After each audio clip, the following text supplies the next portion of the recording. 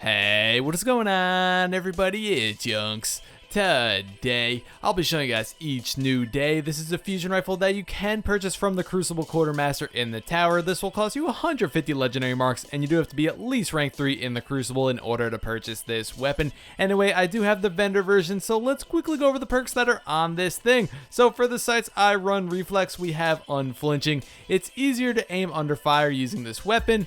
Last Resort, I run Unflinching here since Last Resort's more for 3v3 playlists. Now we have Hand Late Stock, increased stability, reduced range. Snapshot, aiming this weapon is incredibly fast.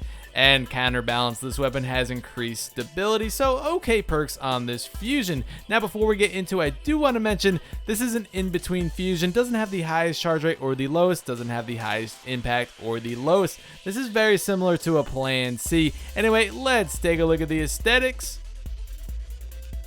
Alright, looks cool. Let's just get right into the gameplay.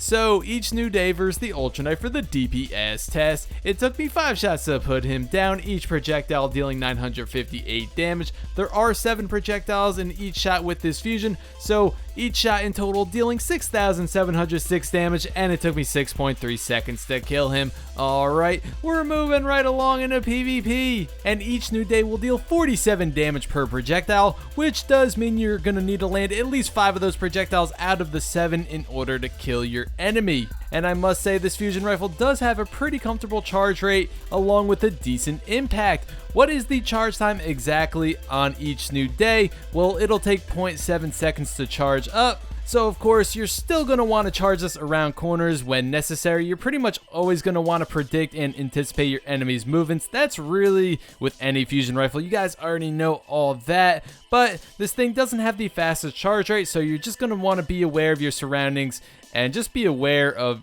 really your fusion rifle in general. Just get a feel for that charge time. Also, another thing you're going to want to be aware of on your fusion rifle on your each new day is the direction of recoil. What direction does this thing bounce in while you shoot it? This is very, very important to know on a fusion rifle. This definitely can make the difference between you getting that kill or not.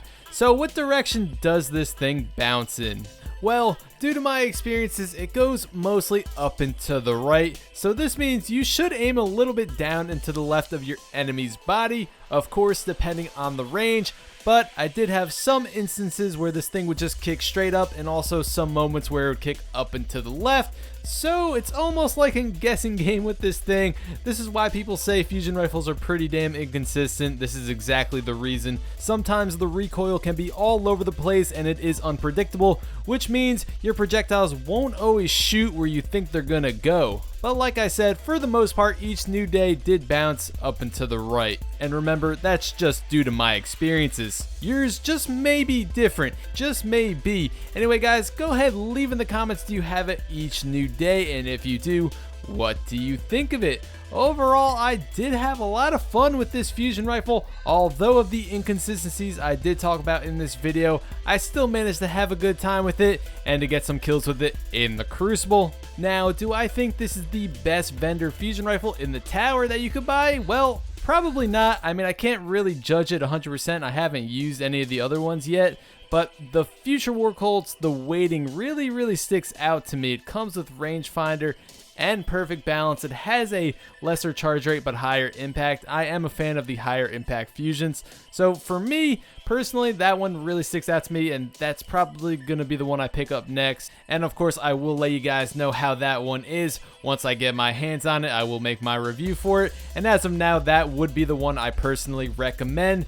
I would say each new day would come after that though. Worlds to Come by Dead Orbit is the same archetype as each new day, but it doesn't really have the perks. And X Asterisk from Vanguard is a higher charge rate, lower impact fusion. I'm personally not a big fan of this archetype. So guys, if you have used any of the fusion rifles I just mentioned, the vendor version of them, please leave in the comments and let me and everybody else know how they are. All in all, I still think each new day is a pretty solid choice. for a fusion rifle in the Crucible. Certainly not a bad fusion. Of course, it's not the best one out there though. Anyway, that's pretty much gonna wrap this one up. Thank you guys so much for watching. Please leave a like on the video if you enjoyed the video, and go ahead and leave a sub if you haven't already if you want to see more weapon reviews similar to this one. I'm always covering weapons here in Destiny. Anyway guys, I will see you next time.